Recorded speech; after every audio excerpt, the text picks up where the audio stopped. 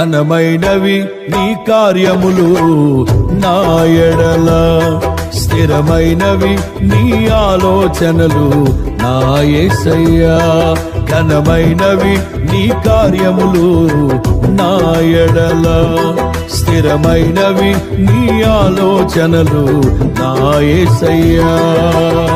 కృపలను పొందుచు కృతజ్ఞత కలిగి స్తుతులర్పించెదను అన్ని వేళలా.